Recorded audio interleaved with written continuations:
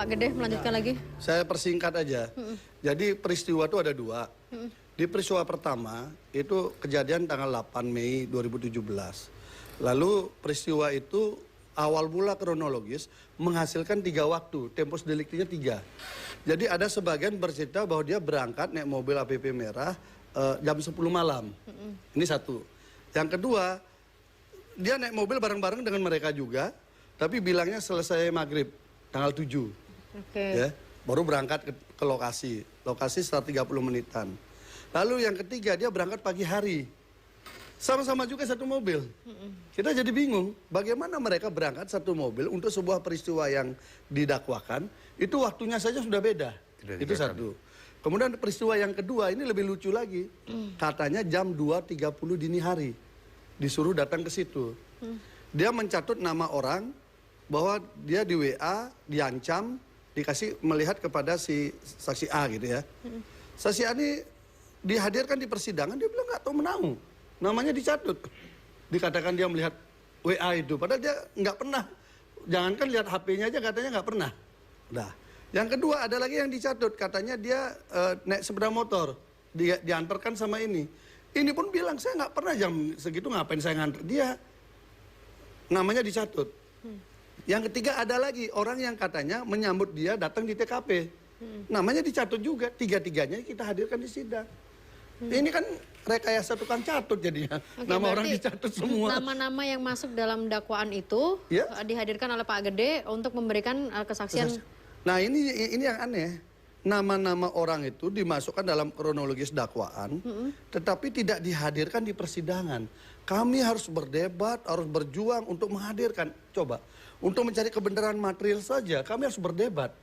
Akhirnya dari 40 saksi, JPU 16 saksi di stop. Kami minta tambah lagi 6 sajalah, untuk biar lebih terang nih kasus. Ini ditolak-tolak, akhirnya dihadirkan 3. Yang lainnya kami yang menghadirkan, coba. Kami harus menghadirkan, padahal ada di BAP. Yang menghadirkan berarti justru dari kuasa hukum terdakwa ya? Iya, padahal ada di BAP loh. Berarti di BAP tidak pernah ditanyakan lagi berarti ya sama... Iya, makanya. Termasuk saksi yang hadir pada malam hari ini juga ini adalah saksi yang namanya ada di dalam dakwaan. Betul ya? Mbak Durotul? Gimana? Mbak Durotul ini apanya korban, apanya terdakwa? Yang disebut sebagai korban. Oh, Mbak Durotul yang disebut sebagai? Enggak. Oh, yang disebut-sebut sebagai bagian dari korban ya? Iya, kalau saya kakak kelasnya. Kakak kelasnya? Iya, kebetulan waktu itu kan di RSTMC memang kita satu tim semua. Sama ada Mas Nizar ini juga. Itu ya satu tim. Disebut gimana oleh korban di dakwaan? Kalau di dakwaan ya katanya saya waktu itu diinterview sebelum Meli. Memang benar saya diinterview sebelum Meli. Sebelum si M. Itu ya waktu apa ya nggak interview sih sebenarnya, itu cuma pengenalan aja. Pengenalan kan karena Mas Bahi itu nggak kenalkan sama apa santri-santri yang wanita. Jadi ya ditanya tentang kesiapan di RSTMC itu, ya itu aja sih. Itu aja. Tapi setelah kegiatan interview kembali ke kegiatan masing-masing. Itu bedanya dia. Interview bergiliran, jadi habis dia yang ngaku korban sama-sama di sana, yang satu ngaku diperkosa, yang lain mengaku nggak ada begitu. Itu ceritanya. Unik juga ternyata. Gimana orang diperkosa? Setelah pengenalan tim itu Mas Bayi pulang ke pulang dari Puri, dari RSTMC. Kalau Mbak Durotul sama korban kenal deket? Enggak kenal deket sih, cuman adik kelas kan jarak 2 tahun. Jarak 2 tahun? Iya, adik kalau kelas. Menurut Mbak Durotul, sehari-harinya korban gimana? Sepanjang yang Mbak Durotul tahu? Sehari-harinya selama di asrama ya biasa aja anaknya. Kalau dengan terdakwa, dengan Mas Beki sendiri, Mbak Durotul kenal dekatkah atau bagaimana? Tidak kenal dekat. Kan karena saya santri. Sesama santri saja Santriwati.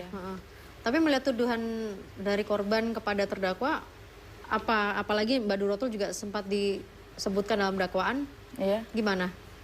Ya gimana, saya juga heran kok bisa saya disebut gitu loh, maksudnya kan karena nggak ada peristiwa apa-apa gitu. Tidak ada peristiwa apa-apa, tidak sama seperti yang ada di dalam dakwaan itu ya? Iya benar. Oke. Kalau Tapi, Mas Bu Nizar? Agnes, saya pengen tanya dikit sih. Ngomong, sorry Mas Puluh. Ketika sebelum persidangan pernah nggak dipanggil polisi untuk mengklarifikasi kalau kita penelitian kualitatif aja ada triangulasi loh? Gitu. Di BAP iya pernah. Oh pernah ya? Pernah. Waktu di BAP, jawabannya gimana? Sama seperti saya di persidangan. Karena memang nggak ada peristiwa apa-apa, jadi ya saya jawab apa yang ada. Berarti apa yang dijawab di BAP ternyata berbeda dengan yang tertulis di dakwaan. Iya. Begitu ya? Iya. Oke, kalau Mas Nizar. Mas Nizar ini sebagai apa? Hubungannya apa? Terus disebut sebagai apa dalam dakwaan? Jadi sebelumnya saya sebagai petugas di situ sebelumnya antar jemput santri-santri yang putri. Bagian kemudian antar jemput. Karena yang santri itu kan harus naik mobil dia kan. Ya. Nah, itu yang saya cerita ada 3 waktu. Nah dia yang jemput. Yang benar jam berapa? Jam 10 setelah maghrib atau jam 8 pagi? Nah, yang selama saya bertugas dan bergabung di RSTMC, saya mengantarkan mulai dari jam 7 pagi sampai sore sekitar jam 5. Itu pun sebelumnya itu ada sampai 3 kali pemberangkatan. 3 kali? Ya, 3 kali dari ya? pelosok ke Puri Pelandaan itu. Karena banyak kan? Santrinya dibolak-balik diantar pakai mobil. Tapi pagi dia? Pagi. Oh, jadi ada bilang pagi, ada bilang jam 10 malam, ada bilang jam setelah maghrib. Sama-sama naik mobil, kan lucu jadinya. Mas Nizar juga di BAP juga oleh kepolisian? Ya, saya juga. Apa yang Mas Nizar sampaikan sama nggak dengan apa yang muncul di dakwaan? Enggak sih, saya lebih di ini. Yang saya tahu kan setelah adanya kasus peristiwa ini, saya baru tahunya ya waktu dipanggil di penyidikan di Polres Jombang itu. Mas Nizar ngejelasin apa waktu di waktu di situ BAP? saya hanya ditanya-tanyain seputar kegiatan saya di waktu bergabung di RSTMC. Oh gitu. Iya. Kalau dalam dakwaan disebutkannya Dalam keterlibatannya dakwaan bagaimana? itu saya disebut mengantar malam lah, itu enggak pernah ada itu. Oh. Jadi untuk aktivitasnya santri yang putri itu pagi semua, enggak ada yang malam. Adapun malam itu kegiatannya di pesantren yang pusat untuk kegiatan sekolah. Jadi lokasi ada 2 gitu. Dari sini, dari pelosok ke Puri ini dia harus naik mobil setengah jaman lebih lah. Artinya dia berarti kalau tugasnya malam antar tidak ada jemput. penjemputan ya? Kalau Iya. malam Kalau tidak ada malam memang penjemputan? tidak pernah ada penjemputan. Tidak ada. Oke. Nah, namanya tercatut jadi dalam peristiwa itu. Dan ini tidak mau dipanggil loh. Padahal ada dalam konstruksi peristiwanya. Jadi kita yang harus mencari, karena kan udah alumni banyak kan. Ya itulah peristiwa yang harus kita hadapi. Pak Bowo mungkin boleh memberikan tanggapan Pak, karena di sini Pak Gede tadi mengatakan cukup berbeda. Ya, saya kira jaksa ini memberikan dakwaan yang kumulatif.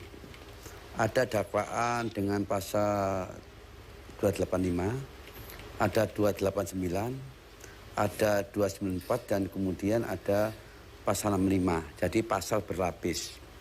Jadi ada primer, subsidiar, lebih subsidiar. Jadi ini adalah satu perangkap. Kalau nggak kena ini, kena ini, kena ini, kena ini. Maksudnya demikian. Sehingga itu apa? Sehingga apakah delik formil sudah terpenuhi? Kalau melihat apa yang disampaikan oleh Pak Gede, saya terpas dari teman ini. Teman udah 28 tahun, tapi memang beliau adalah jurnalis. Jadi memang apa yang disampaikan ada 2 persoalan di pengadilan ini dan keadilan. Pertama ada persoalan di nanti putusan salah atau benar. Kedua adalah sudah opini, yaitu sosialnya sudah dihukum sebetulnya. Persoalannya apa yang disampaikan oleh Pak Gede tadi. Dengan demikian ada saksi sampai mencari saksi. Memang di dalam pasal 160 KUHP ada 2. Jadi saksi itu harus orang yang korban. Dalam arti pertama kali yang disampaikan. Sampai ada ceritanya sampai seakan-akan korban berkali-kali. Padahal saya lihat tadi penyampaian Pak Gede hanya 1 korban. Nah, Oleh karena itu, selalu itu memang berpuluh-puluh ya dihadirkan semua kan begitu. Kenapa? Karena peristiwa ini supaya benar-benar yakin bahwa hakim benar-benar ada suatu peristiwa Siapa pidana. yang punya kewajiban menghadirkan saksi, Pak Bowo? Sebetulnya jaksa itu. Kenapa kok sampai Pak Gede? Nah ini yang menjadi terbalik. Kalau 160 KUHP, ayat 2-nya, itu jaksa harus pertama kali menghadirkan yang korban berapa. Katakanlah korban ini 20, ya 20 hadir. Jangan sampai dikat, berarti dikat ini nggak memenuhi nanti apa? Nanti terjadi ketika bebas, itu tanggung jawab jaksa dikarenakan tadi ada sampai berkali-kali, yaitu 138 KUHP, yaitu ketika diteliti dari penyidik ini, dari kepolisian diteliti oleh JPU 138. Loh, ini kembali sampai 3 kali sampai 5 kali. Nah, sampai pernah ada yang disampaikan ini, saya adalah sampaikan ada SP3 loh. Kalau SP3 ini tidak bisa langsung di kalau sudah SP3 lah, surat penghentian penyidikan ini, nggak bisa dipanggil lagi. Dikarenakan harus ada satu peristiwa hukum gugatan dulu, dibatalkan SP3-nya. Nah, dengan demikian, kalau saya katakan, ini apakah bersesuaian dengan pasal 78 sampai 83. Jadi, delik formil itu adalah delik penyelesaian. Kalau delik formil sudah delik formilnya ini, padahal delik materinya belum dipenuhi. Pak Bowo, saya hold dulu sebentar ya. Oh ya, Kita lihat dulu sebentar ya. Nanti kita lanjutkan lagi. Barangkali kalau dikat aja ya, kalau panjangan ya. Siap, Pak. Ya.